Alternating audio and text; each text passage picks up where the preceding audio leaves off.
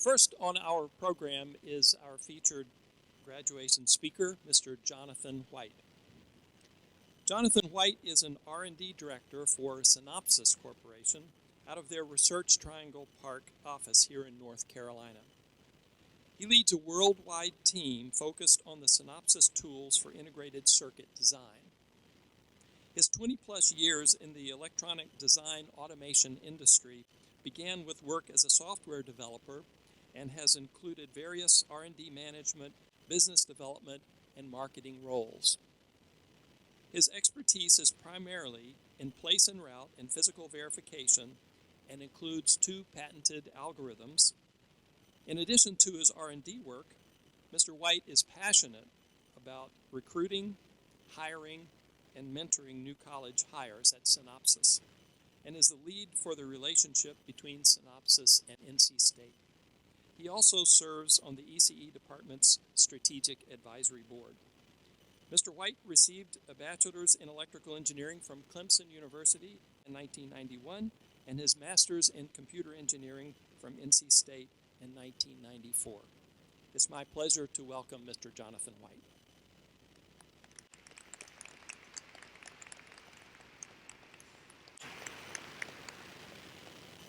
Thank you, Dr. Stancil. I'm very privileged to be able to speak here this morning, and I'm excited about this opportunity. The context for some of my remarks fall in my work experience, and so I wanted to highlight just a few things about Synopsys so that you could better understand that. It actually has a unique tie to this area. Synopsys was founded by a group of 6 out of GE Microelectronics here in RTP. It was a small startup company working on software development, and then the company moved to California and has been there ever since. It was established actually here in North Carolina 30 years ago this coming Saturday. We have 11,000 employees, and we're actually the 17th largest software company in the world. You might be looking at your phone now wondering how long I'm going to talk and how long the ceremony is going to last. Well, the chips in that phone absolutely were designed and verified with tools that came from Synopsys. We employ electrical and computer engineers and computer scientists, and all of our customers are electrical and computer engineers. And so the connection with myself, Synopsys, and this department is very natural. We have a fairly robust intern program at Synopsys, but a number of years ago, we really had nothing at all. And it was through a pilot program with 3 NC State students that we established a well-structured program, and those students were exceptional and really paved the way for a program that now, this past summer, included 120 students through an organized summer program in various locations throughout the United States, and we bring them all together in California for a special week where they can learn more about the company and the industry. And it's because of these high-quality NC State students that first summer that we were able to have this successful program. I'm able to speak to those students every summer, and this past summer I spoke on 10 things that you need to know that you will not learn in school. And I spoke for an hour, so you might want to get comfortable. I actually only have one thing on my mind this morning of those things that I've spoken on in the past, and I'm going to introduce it with a story. My first real job, aside from Burger King and construction, was after my first year of my master's here at NC State. I was hired as an intern at a startup software company here in RTP, working on software for computer chip design. I was writing C and C++ code, and that turned into a full-time job opportunity. The intervening 8 to 10 years involved a lot of change for the company. We went from 20 to close to 100, went public, then we were acquired, and the headquarters was moved to California.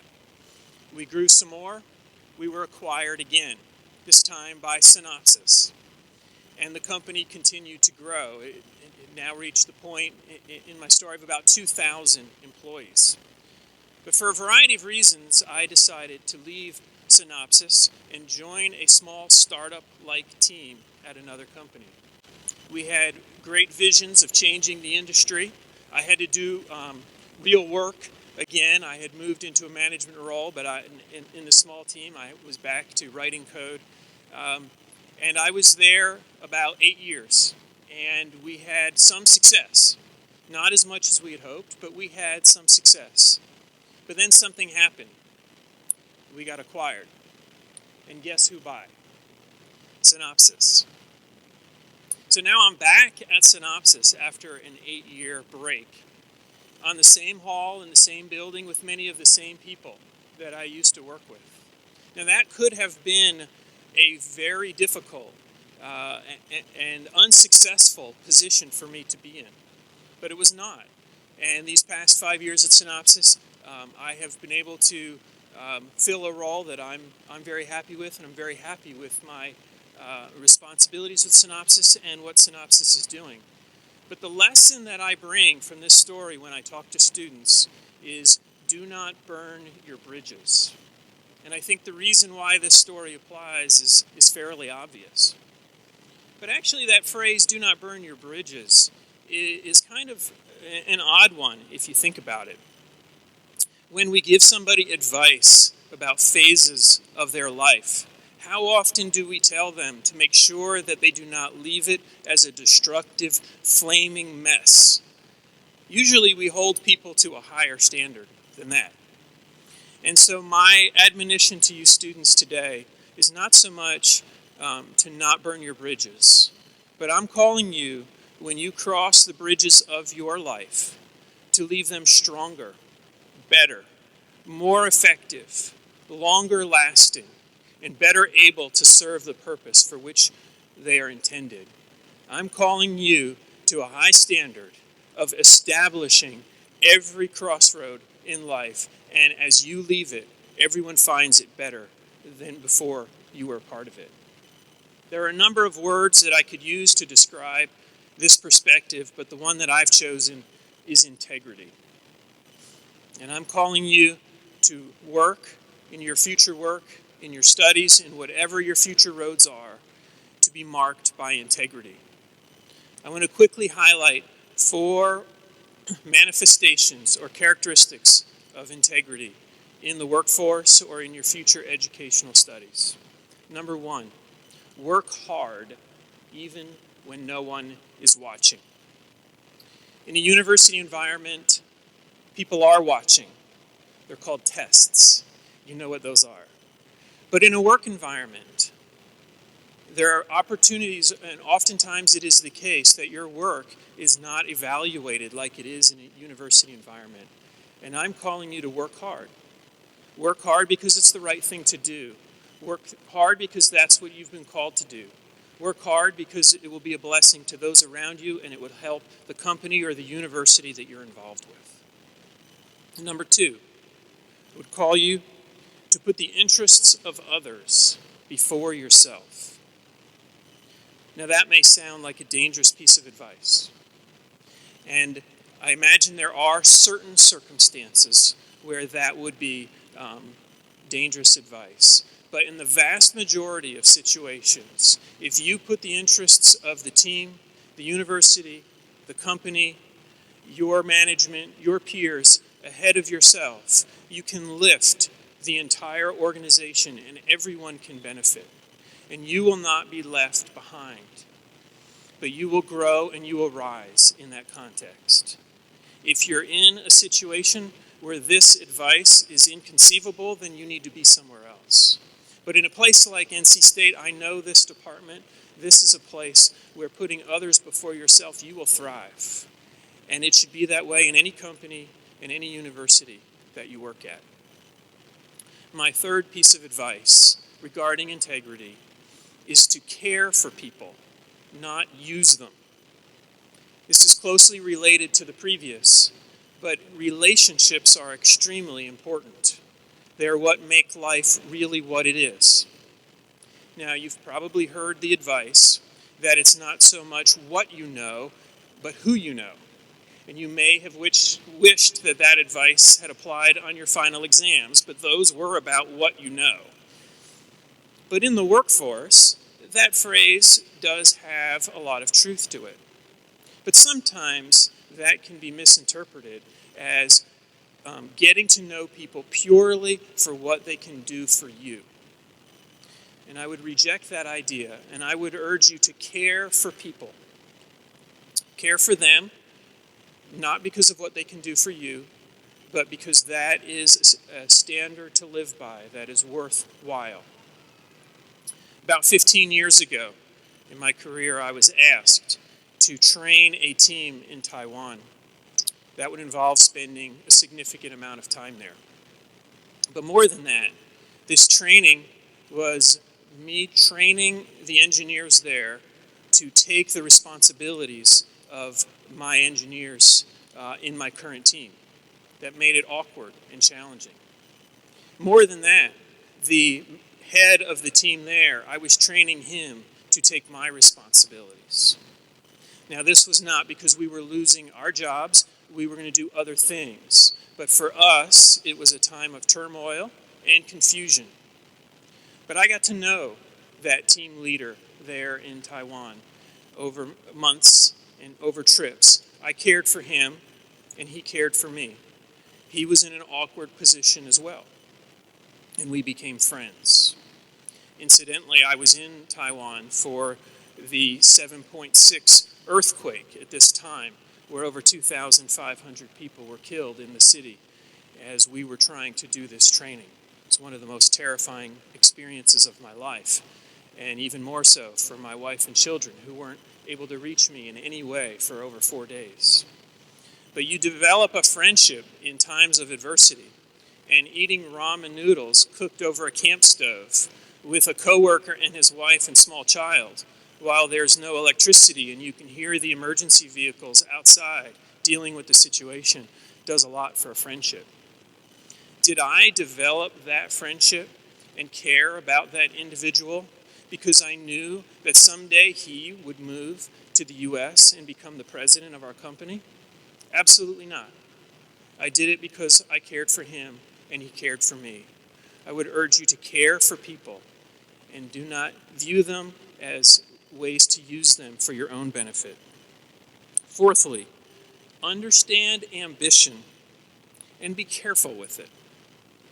I would urge you to set goals, high standards, drive to excel, absolutely. And ambition can be a very good thing, but it's often misused. It often turns into stepping on other people and other organizations to accomplish your own advancement. So be careful with that. I once had a coworker early in my career who was several years older than me who said that his philosophy was he looks around the office and he sees a job or a role that he wants and he decides how he's going to get it. And that isn't necessarily bad, but the tone and the atmosphere of what he was saying concerned me. I would urge you to be careful with your ambition. Definitely be visionary, definitely be driven, but do not go overboard to the expense of other people. Interestingly enough, that coworker ended up working for me a few years later. I'm not sure that was the job he had in mind. Well, that is what I wanted to tell you today about integrity. Work hard, not just when people are looking. Put the interests of others before yourself. Care about people, don't use them. And understand ambition and be careful with it. Most of all, live and work and study with integrity. As I close, I was in this ceremony 22 years ago this month. My wife and my 2-week-old son were there as well. They and my family have made a tremendous impact on my life, for which I'm profoundly thankful. Each of you have a lot to be thankful for today, and there are people in your life who have helped bring you to this day, and most of them are probably here in this room. I would urge you to look them in the eye and say thank you today. Thank you for listening. I'm glad to be able to speak with you, and go Pack.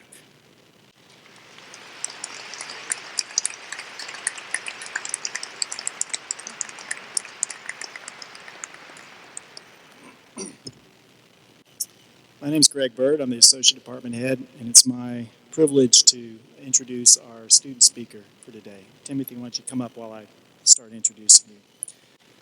Mr. Timothy Michael Crawford. Timothy was born in South Florida while growing up locally within Raleigh. His accomplishments include graduating magna cum laude with a Bachelor of Science in Electrical Engineering and a Bachelor of Science in Computer Engineering and completing a minor in Spanish. During his tenure at NC State, he served on the executive board for the National Society of Black Engineers. As an ECE Department Ambassador, an IEEE Eta Kappa Nu Honor Society member, a participant in the University Honors Program, and as a peer mentor to incoming engineering students. Timothy is participating in undergraduate research under Dr. Kranos Williams and has interned as a silicon-on-chip integration engineer with Intel, controls and automation engineer with ExxonMobil, and a network engineer with Cisco Systems. Upon graduation, Timothy will be joining British Petroleum in Houston as controls and automation engineer in their global projects organization. Please welcome Timothy Crawford.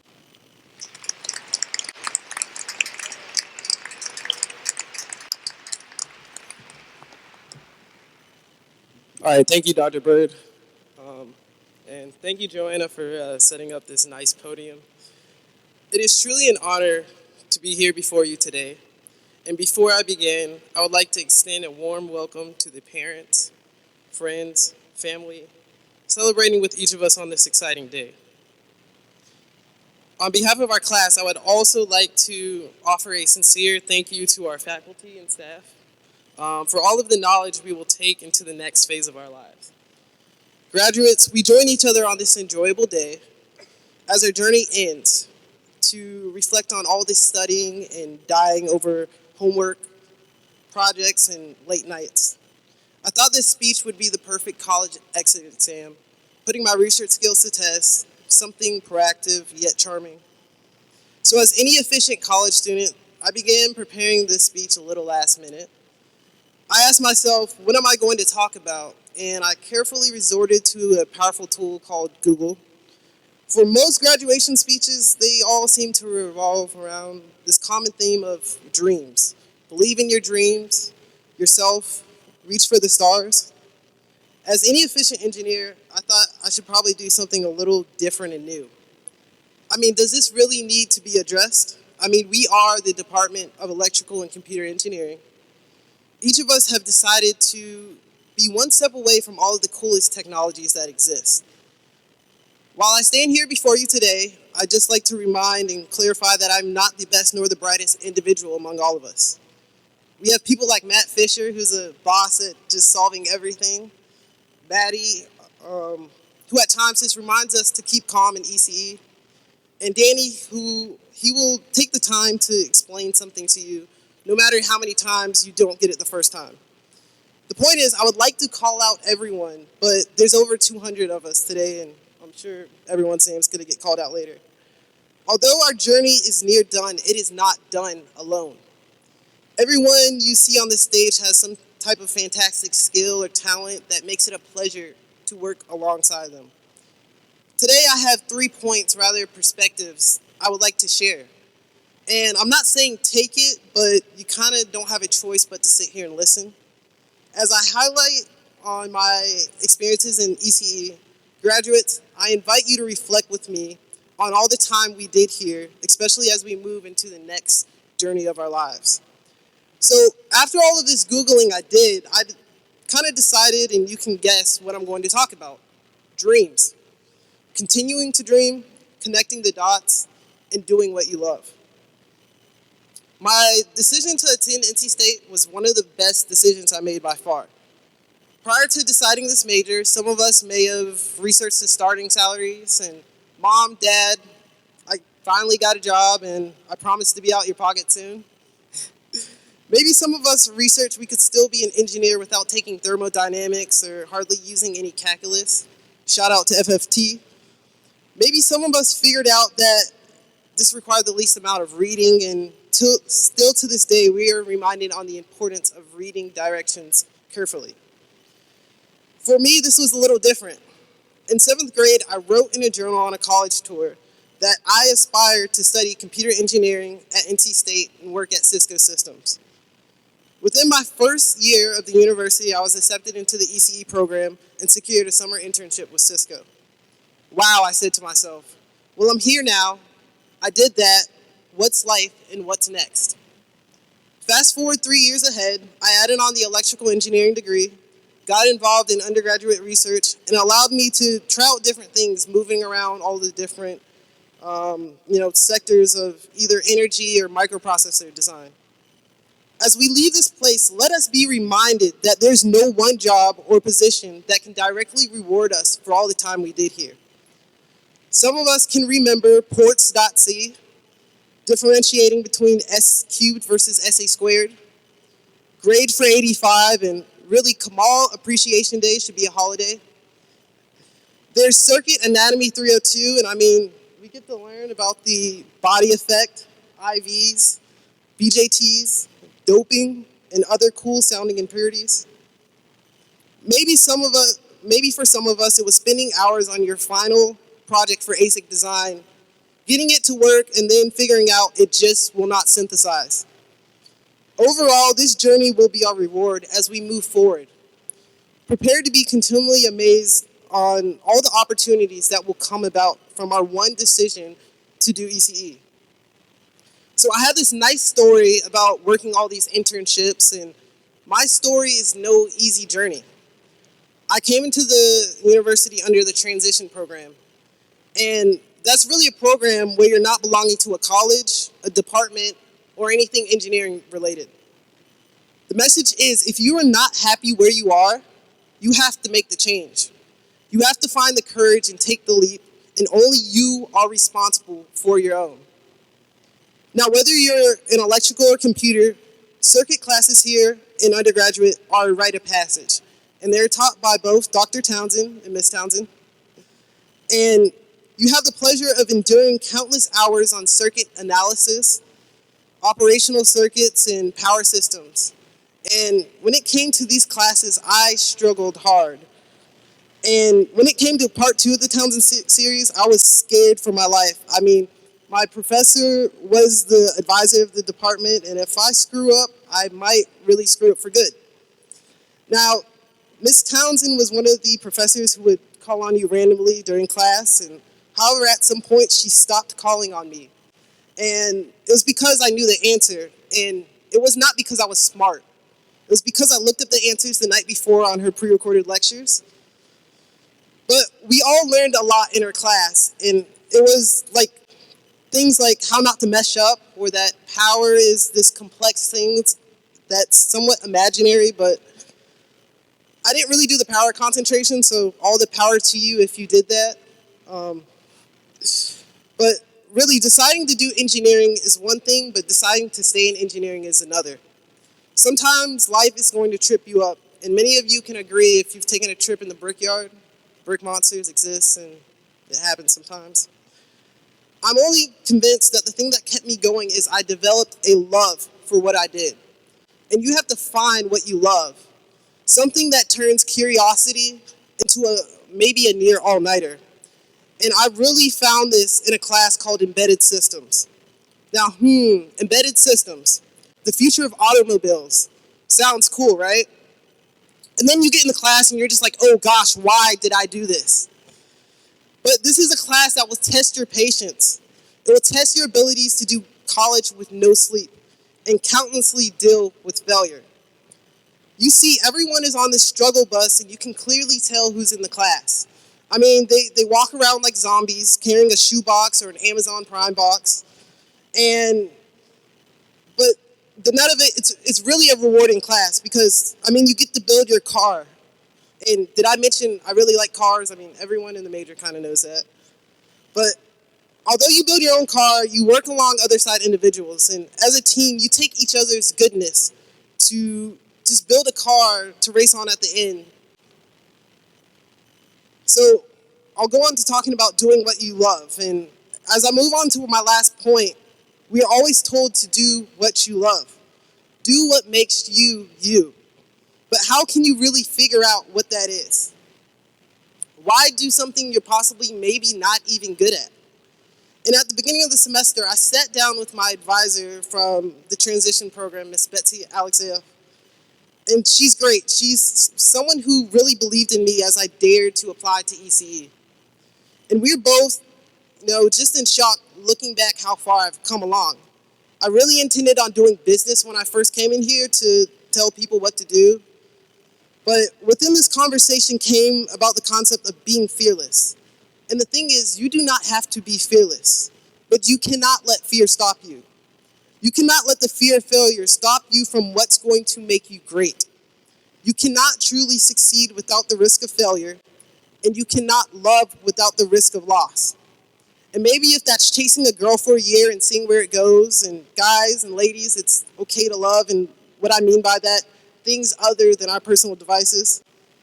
But you must go out and take these risks. Steve Jobs once said, work is going to fill a large part of your life.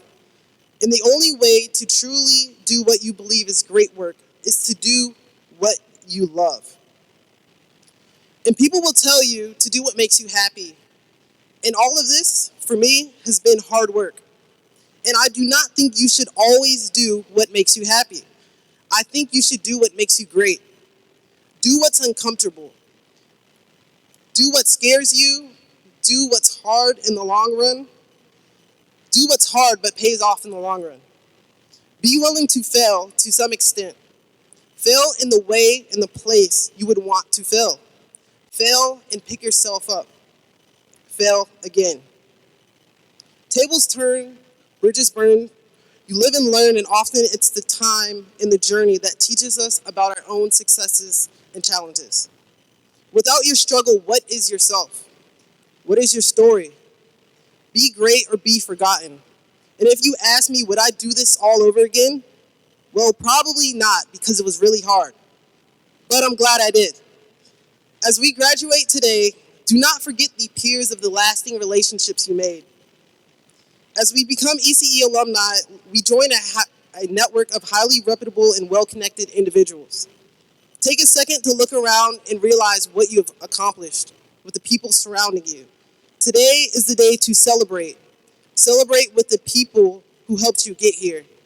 Whether it's your buddies in undergrad or the research professors who countlessly critiqued your thesis or defense, thank your friends and family who supported you. Thank you to every teacher who you earned an A, and to the professor who you may have not gotten the grade you wanted in that class. I can admit, I still learned a lot. As I promise to sit down now, I have nothing else to say but turn down for what? Thank you.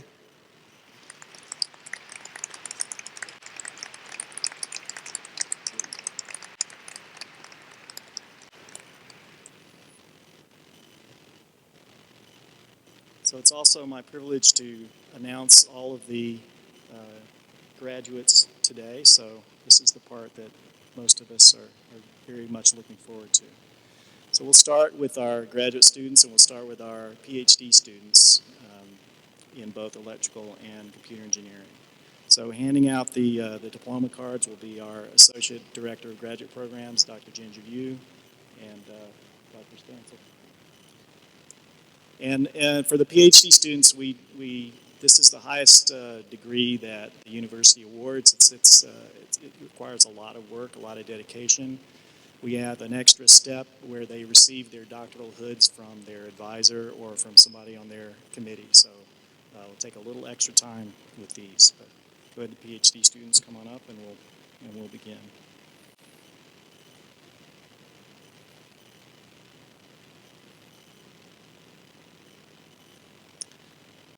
Dr. Amro Awad, advisor, Yan Solheim.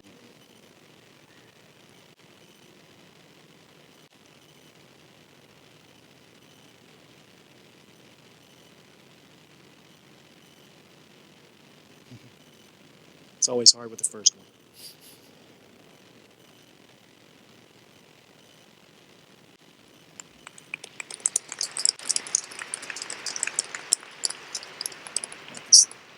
This way.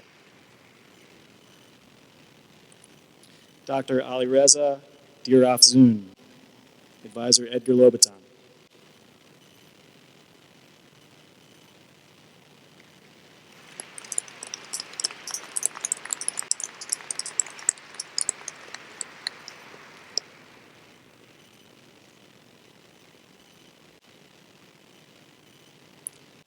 Dr. Sabah Imrani, Advisor Hamid Krim.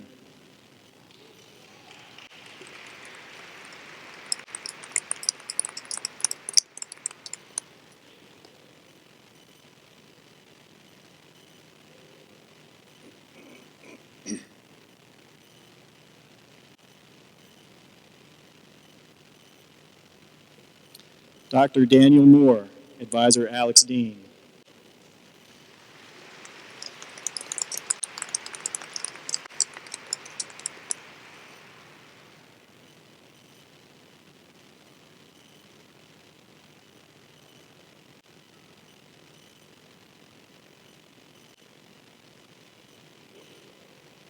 Dr. Anirban Sarkar, Advisor Brian Floyd.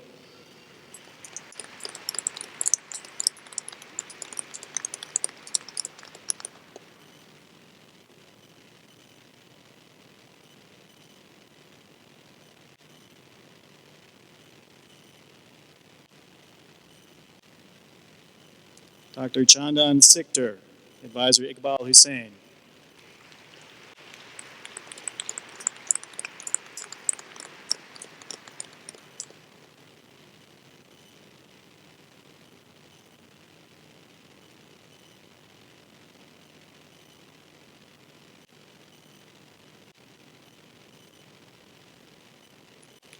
Dr. Francisco Xavier Suarez, Advisor Mehmet Oztur.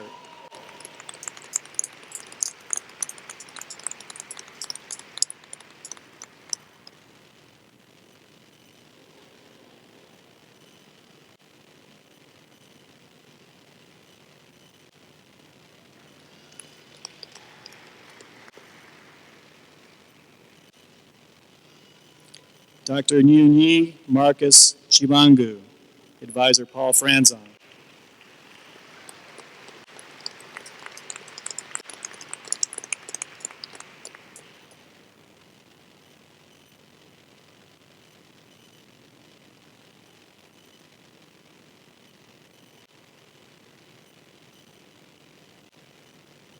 Dr. Mingqi Wei, Advisor Wenyi Wang.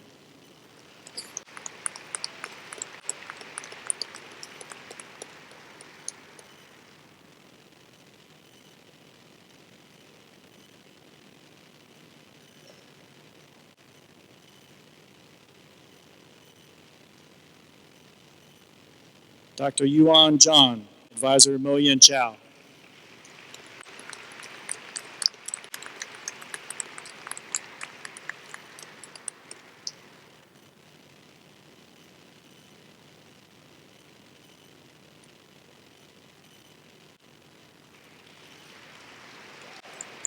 Let's have a round of applause for all of our PhD graduates.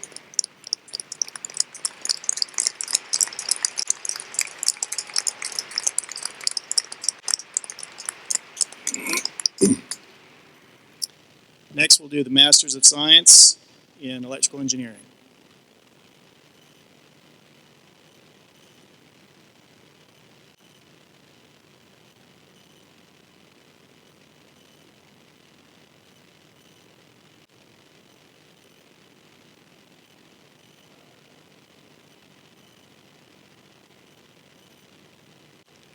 Jordan Hezekiah Campbell.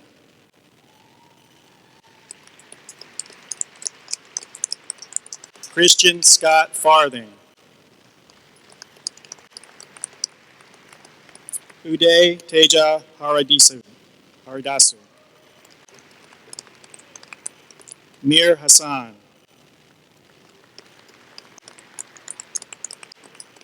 Daishi Lee. Kent Mahoney.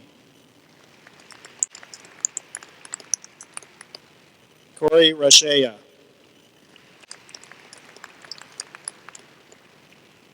Ali Sadagian. Jiyu Wang. Dre Yuan.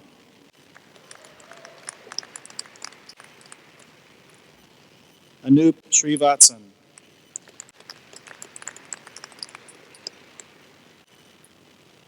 Next, the master's degree in electrical power systems engineering, Jinrong Lee. Junkai Liang. Landon Mackey.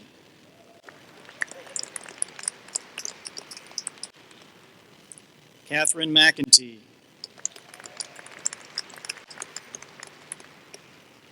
Anusha Pillay. Thomas Quinn.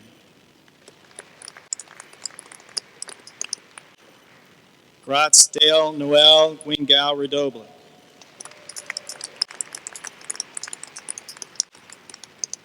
Masters of Engineering, Masters of Science in Computer Engineering. Subin Abraham.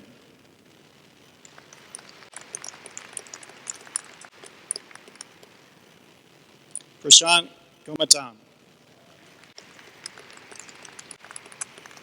Sri Naga Shruti Gupta.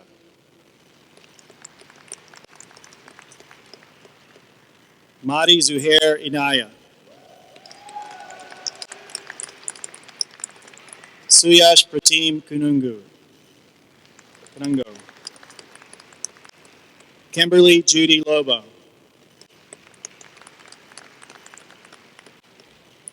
Mohan Kumar Nekara Kalaya.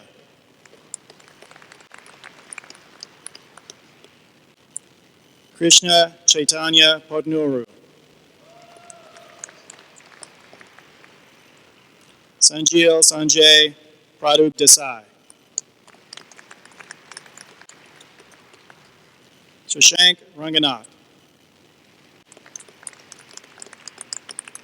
Shravya Vishubotla.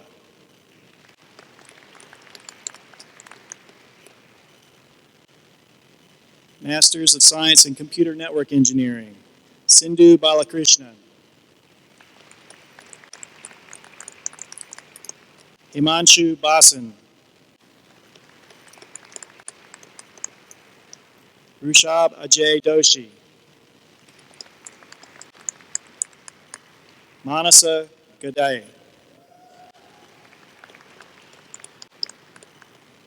Stuti Sanjay Gore.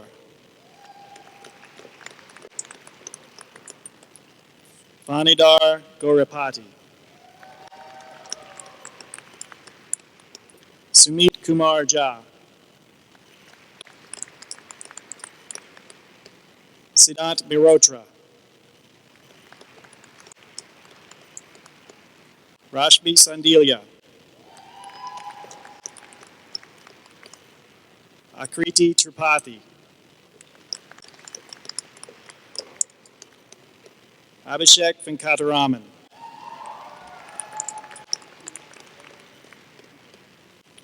Pratik Yeole.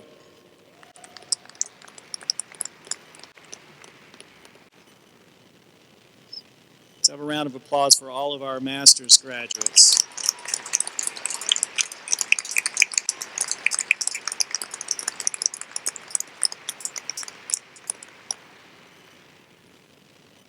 Next, we have Bachelor of Science in Computer Engineering. Diplomas will be handed out by our department advisor, Ms. Cecilia Townsend. Siddhartha Raghava Bodapati. Zachary Hardison Bowman.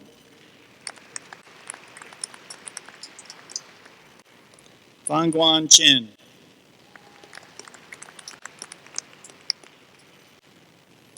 Michael Owen Chitty.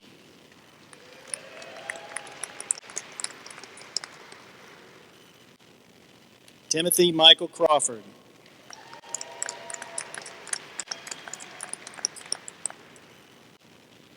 Braylon Fagel.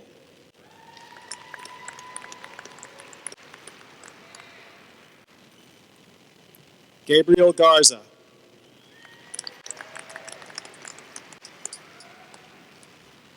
Anthony Monroe Gill.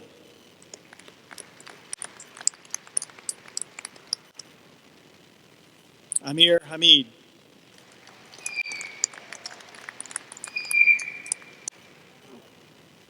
Newman Hui.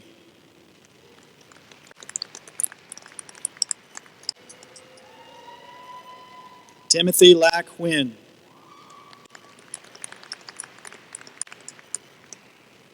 Jarvik Joshi.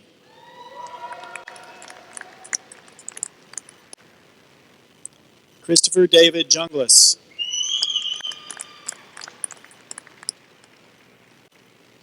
Jacob Clifton Junker.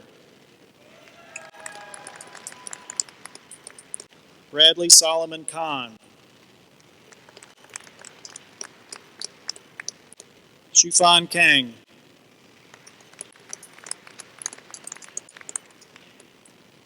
Kevin Alexander Kime. Joseph Link.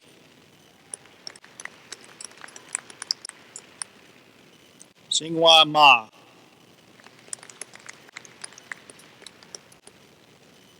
Justin Allen Martin. Andrew McGrail. Juan Daniel Mendoza.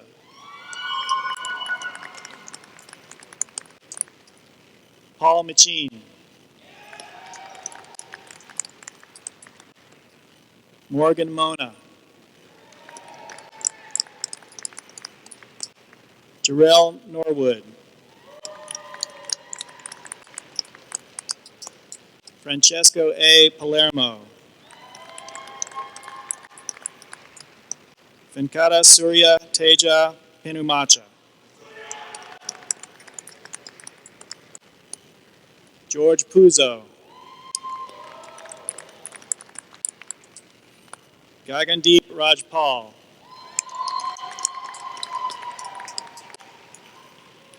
Daniel Albert Sammy. Anuj Nitin Sangavi. Mai Sawada. Sahil Shah. Zachary Joseph Sloop. Alexander Owen Smith. Hidematsu Adam Sueki.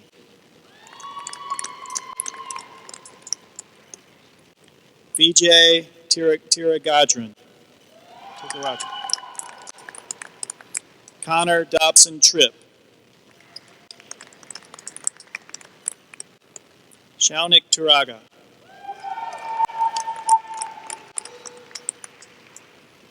Sumil Verma.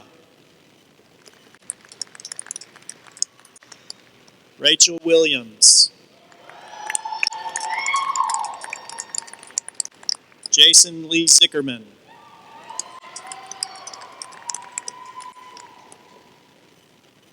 And our Bachelor of Science graduates in Electrical Engineering. Feroz Ahmad Abbasi.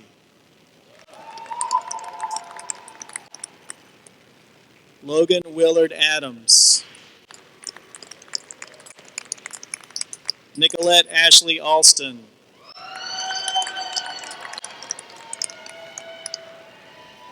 Jonathan Russell Beekman.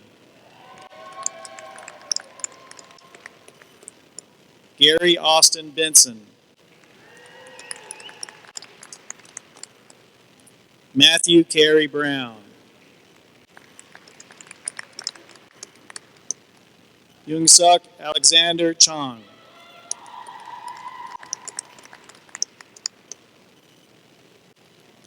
Haley Marie Craig.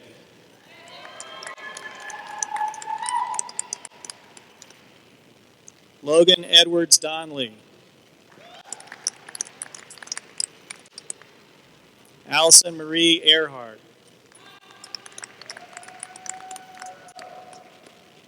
Madison Irving.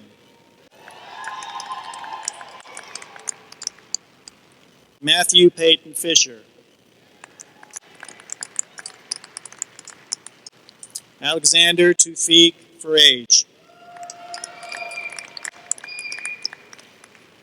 Zachary Parker Helvey.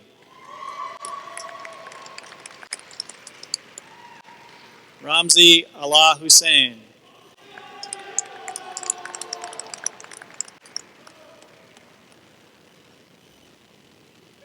Troy Alexander Hutchins Delgado. Matthew Shockley Keys. Bikash Lamdari.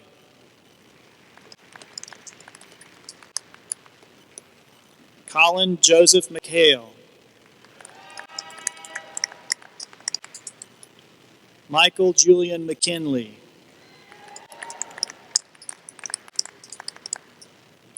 Laura Elizabeth Ozarski.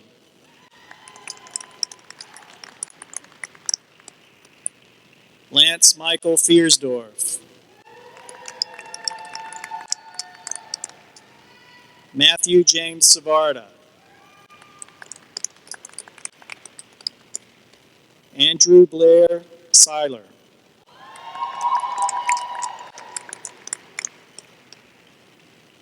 Julio Ruben Valeriano.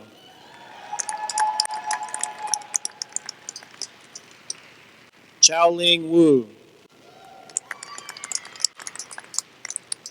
Yangshi Chu.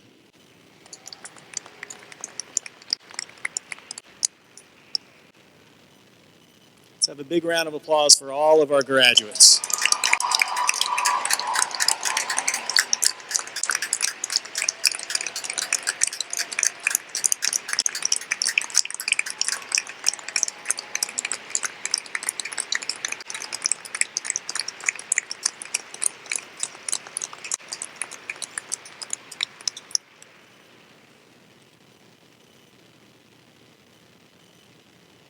So I want to acknowledge students who have earned honors in their graduation. We'll start with, so I'm going to call the names. I'd ask students to please stand up when you call. Please, I'm going to read these fairly quickly. Please hold your applause until I've read all the names in one category, please.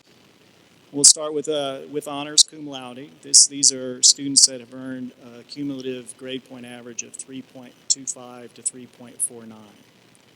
Haley Craig, Ramzi Hussein, Zachary Sloop, Amir Hamid, Matthew Keys, Troy Hutchins Delgado, Jarvik Joshi, Daniel Sammy, Hidematsu Sueki, Jarrell Norwood, Singhua Ma, Gagandeep Rajpal, Nathan Weber.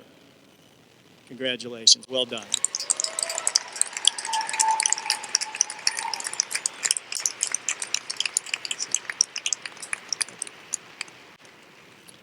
Our next group is graduating magna cum laude. This represents a grade point average of 3.5 to 3.74. Atun Sangavi, Vanwan Chen, Christopher Junkless, Matthew Fisher, Sahil Shah, Siddhartha Bodapati, James Staley, Mai Sawada, Lance Fiersdorf, Julio Valeriano, Michael Chitty, Timothy Crawford, Shufan Kong, and Gabriel Garza. Congratulations.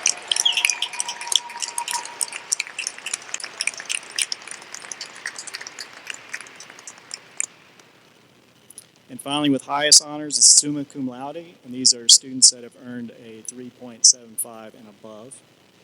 Jordan Adams, Timothy Hune, Laura Ozarski, Matthew Savarda, Vijay Tyagarajan, Connor Tripp, Alexander Smith, Bradley Kahn, Yangshi Zhu, Sean Lynch, and Venkata Pinumacha.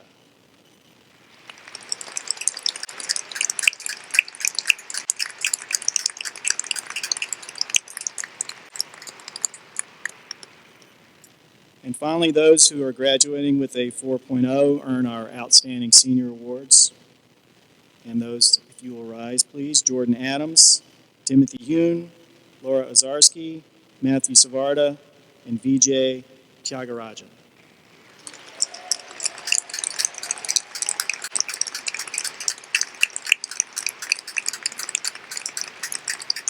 Thank you. Well done. Congratulations.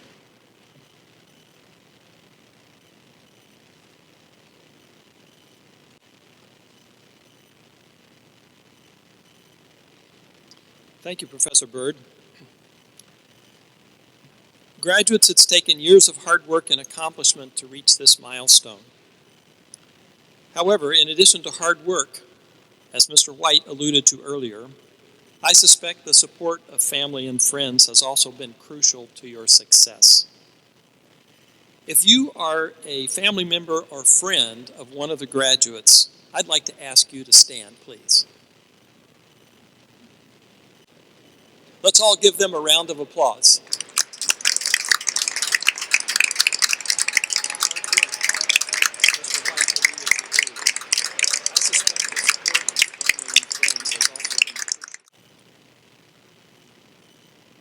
"1917 was a very eventful year. The United States entered World War I. It was the year of the Russian Revolution. The Chicago White Sox won the World Series.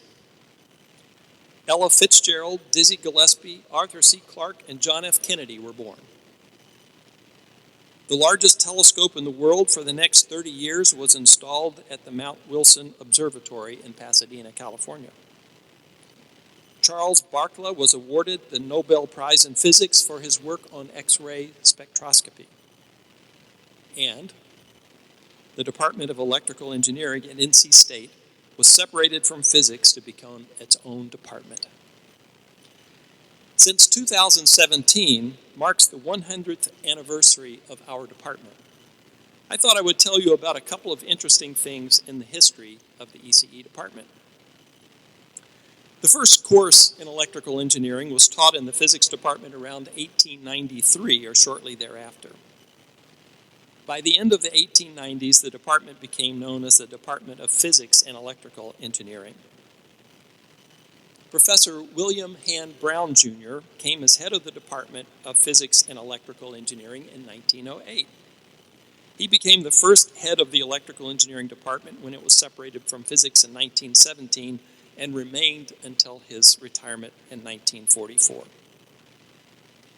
The 1917 budget for the School of Engineering listed only 2 members of the electrical engineering faculty: Professor Brown, whose salary was $2,500, and Associate Professor McIntyre, whose salary was $1,700.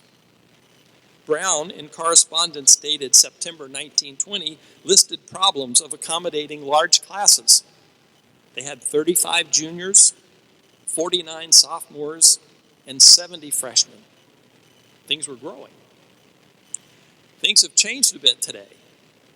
We now have 57 tenured or tenure-track faculty and growing, about 1,000 undergraduates, and about 850 graduate students.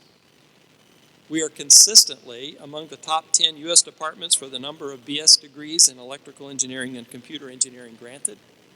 And we are also in the top 10 in terms of research expenditures. But I digress. Back to the history of the department. There are many things in our past to be very proud of, but I would like to call your attention to one that I think is particularly significant. Erwin Holmes, the first African-American graduate from NC State, received his Bachelor of Science in Electrical Engineering from our department in 1960. He went on to earn a master's degree in electrical engineering from Drexel and had a very successful career as an IBM engineer and later entrepreneur and businessman. Holmes also played varsity tennis and was the first African American to play on a Wolfpack athletic team. Earlier this year, Mr. Holmes donated his tennis varsity letter sweater to the new NC State Athletics Walk of Fame and History here in the newly renovated Reynolds Coliseum. It is displayed on the second floor of the Great Hall, to my right, where we will have a reception immediately following the ceremony. I invite you to see it while you're here. Throughout the last century, NC State has continuously prepared outstanding engineers to contribute to the state, the country, and the world. I hope you feel a kinship with these former graduates. In a real sense, you, along with Professor Brown and his students, Mr. Holmes, Professor Bilbrough, the faculty on the platform today, and thousands of others are part of the same family. In fact, although this graduation for many of you marks a departure from NC State, it is really just the beginning of a lifelong relationship. It is very important for us to keep in touch, because when you're successful, it makes us look good. And when we move to the next level, it actually increases the value of your degree. This symbiotic relationship is important to us both. And with regard to keeping in touch, I can also attest to the fact that there are few things that professors enjoy more than hearing from former students. So with that, I am happy to conclude our ceremony. Let's hear it once again for the class of December 2016.